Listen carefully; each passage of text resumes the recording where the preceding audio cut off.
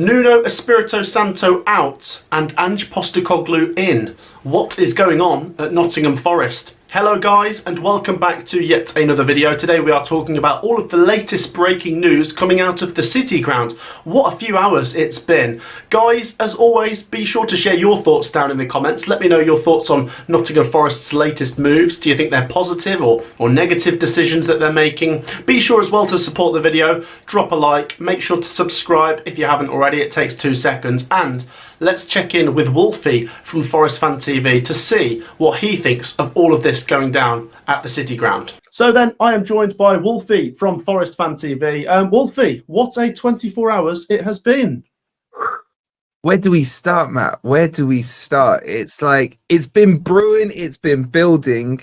It's all self-inflicted from me, from Nuno, with his stupid presser that he did before the Palace match.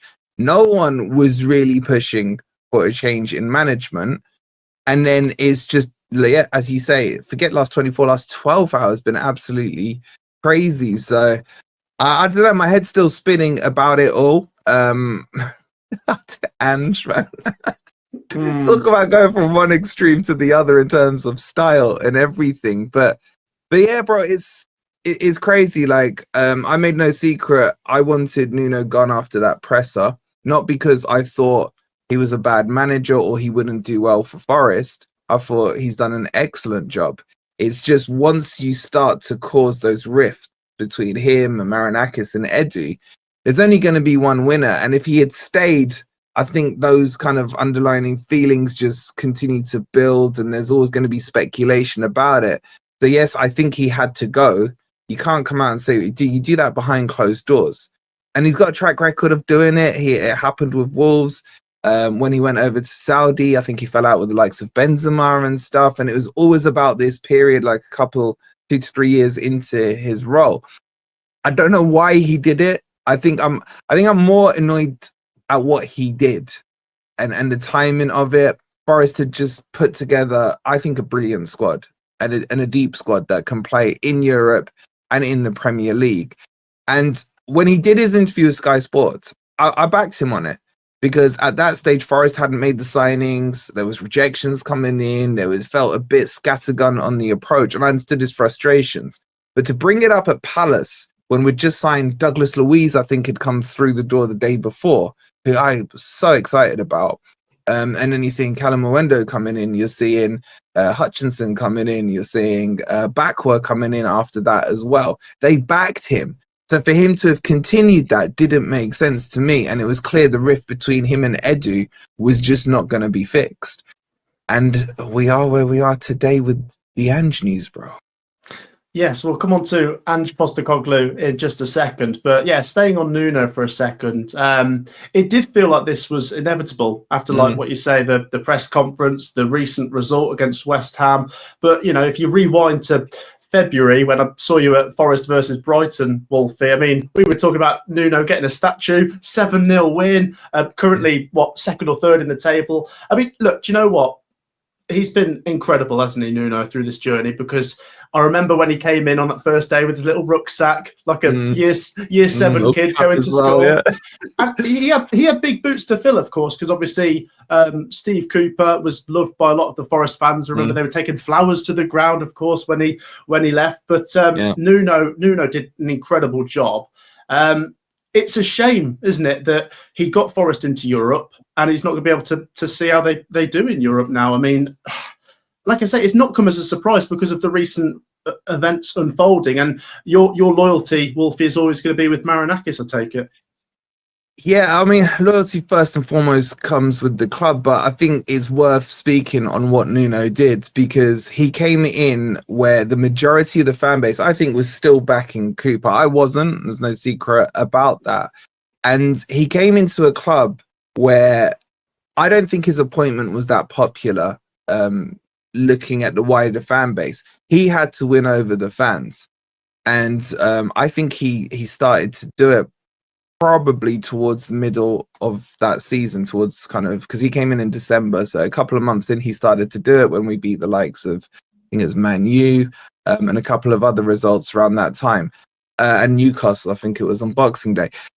I just think he was able to turn the wave of the fan base towards him, secured us Premier League safety. Don't forget, we were docked 4 points at that time as well. There was all the VAR decisions going on. There was the infamous tweet that was happening. This was all early doors for him. They had to deal with so much. And I could see the style pretty much off the bat. I could see that, yes, he was a defensive-minded coach, but the organization was there. You could see what he was trying to do. And from the people I know in the club, they were saying to me that he instantly had the respect of not just the players, but the staff as well. He would walk into a room, doesn't need to raise his voice. Everyone would go quiet and listen and hang on to every word he says. And then last season, he performs, okay, miracles may be too strong a word, but we should have got Champions League. He put us in a position where we were third for such a long time. And we all felt, like you said, when we were talking at that, we came out that Brighton game and I was like, yeah, it's done. We're good here. We're good. And I put the kiss of death on it. But he's done absolutely fantastic. I just think he's been very silly about this because I think Forest are now a very attractive club. Whatever people think of Marinakis, and you're right, I love Marinakis. I love what he's done for the club. When you position where Forest are now as an outfit for a manager looking for a job, outside of the Big Six or whatever they're called these days, you would look at the likes of Forest, Newcastle, Villa, those kind of teams as that next step where you would expect the up-and-coming manager to come in, or a manager who's just lost a position at a big club, maybe in Europe or something, to come in and be able to kind of springboard and they know they're going to get back from Marinakis. That's the big difference. I think managers look at it, forget all the media talk about Marinakis, that Marinakis will back the manager he has with players and with what he needs. Yeah, it is a crazy situation. I mean, like I say, I'm gutted it's not worked out for Nuno because he's such a nice guy as well. Whether it's worked out or not, he's a nice guy, and I'm sure he'll go on to get another good job. But it is his loss at the same time as it's the club's loss because I'd have loved to have seen him taking Forest into Europe. But do you know what? I'm not worried about it, Wolfie. Like I say, we'll come on to the new manager in just a second. But I remember when Marinakis pulled the trigger on Steve Cooper, and at the time, I mean, I think we have a bit of a difference on Steve Cooper because I think you think that in the Premier League you were able to go on to better things. In the end, you were right, and I fell on my sword a bit with Steve Cooper. It's a difficult one at the time. Like I say, when Cooper went and Nuno came in, it felt like this could be trouble with Forest just near the bottom three, and Cooper had just got them over the line before. Yeah. But credit to Marinakis because he got this spot on, and I think he's very calculated because if you look at this, Wolfie, he brought in Cooper, who was a manager who'd got Swansea into the playoffs twice, and that's what he did for Forest. He got them to the playoffs and kept them up in the Premier League once he took them up. Nuno, of course, finished 7th in consecutive seasons for Wolves, so Marinakis brings him in, and he gets his 7th. And then if we turn our attention to Ange, now you go into the Europa League. He has, of course, won the Europa League last season. So quite calculated. I know there's going to be a mix of positivity and negativity about Ange coming in at Forest, Wolfie. But, I mean, winning the Europa League last season, that's got to speak volumes. Yeah, and also the close relationship him and Marinakis have. And let me put the positive spin on this. He came in, he won he's undefeated, I think, in the first 10 games at Spurs, played this fresh style of football. It was really interesting to watch. Like, my brother's a Spurs fan, and even I was like, and I don't like Spurs. Even I was like, wow, this is Spurs serious. But then Spurs do what Spurs do and go Spursy. So he finished 5th, I think, in the first season, but had a disaster of a second half of that season. Towards the end of it, but he went on and won the Europa League. So he is the current Europa League manager. He holds that trophy, technically speaking, and he's gonna bring a fresh style of football. I'll be honest with you, Matt. You know me. I like attacking football. I enjoy watching a team that will high press, a team that will play a higher line and what have you. But this could be on ecstasy, mate. It's like we're going from Cooper, who is extremely defensive in the Premier League, to Nuno, who is kind of counter-attacking and pragmatic, to gun-ho tactics.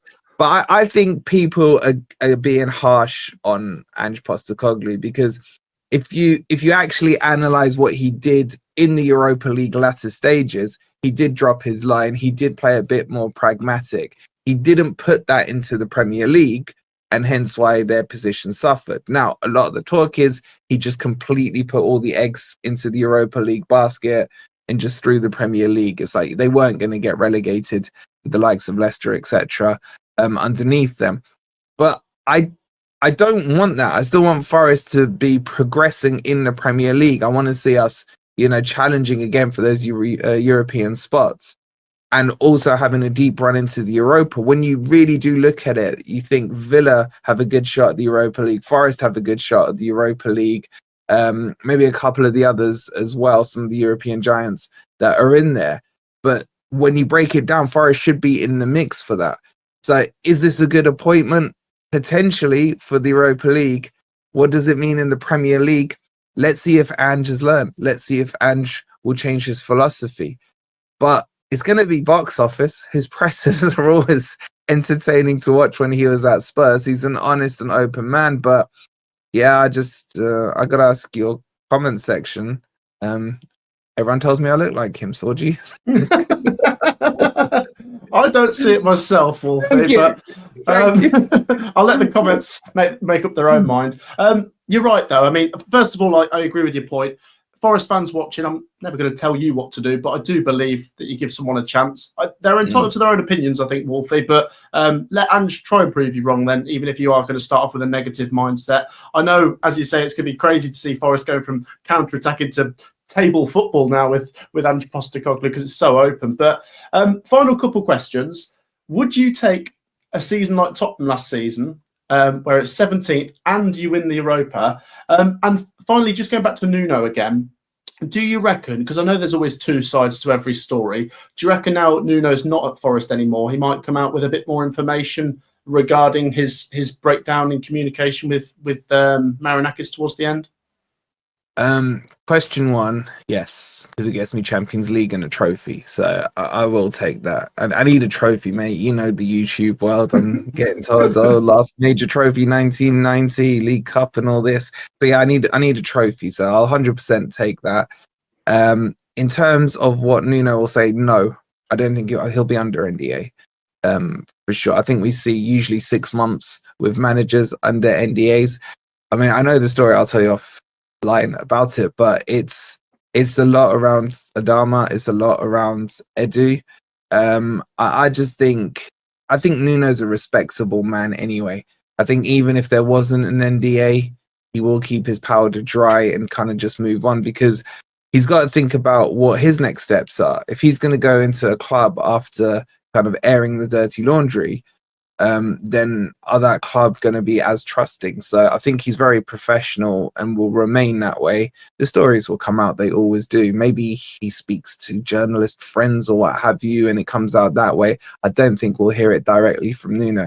I think up until that presser, he had handled himself brilliantly, professionally, and was a real good example of what you want to see out of a manager. If I look at it from his point of view, you have to say for him to have got to the stage where he wanted to air it publicly means I think he felt he was backed into a corner and he was trying to fight back. So, but I'll always love him for what he did. He was the right man at the right time for Forest, but he made himself have to be sacked. He pushed himself into that corner. Yeah, well, what a crazy turn of events for Nottingham Forest fans recently, Wolfie? And even if you just look at it over 2 or 3 years, I mean, was it 3 years ago or 4 years ago from now, you're bottom of the Championship with Chris Hughton, then you're promoted, then you stay up, points deduction, stay up, now in Europe, and now a new manager coming in. Guys, share your thoughts down in the comments. Was it inevitable that Nuno was going to go after the press conferences and the result against West Ham? And share your thoughts on Ange coming in. Be sure to subscribe to Forest Fan TV. The link will be in the description. What can they find over there, Wolfie? Everything on Ange, minute by minute updates on the manager's situation. We've got Arsenal. Let's not forget Arsenal coming up. So I got preview. Ange obviously was at Tottenham and taking on Arsenal. That's quite an interesting narrative. At the Emirates, 12:30 on Saturday. So yeah, we got so much content. We got a live panel tonight as well, discussing it with the boys. So there'll be a lot of heated opinions tonight. Yeah, I'm sure there will be. And of course, you'll be covering Forest back in the Europa League next week, is it, Wolfie? Yeah, Thursday. We got Real the week Betis? after. I think we got Swansea on Wednesday in the League Cup, and then straight into back where we belong, mate. There you go. Right. Well, guys, share your thoughts down below. Thank you, Wolfie, for coming on. Like I say, check out his channel. The link is in the description. Make sure you've dropped a like on the video, and we'll see you for more very soon. Take care, everyone. Peace out.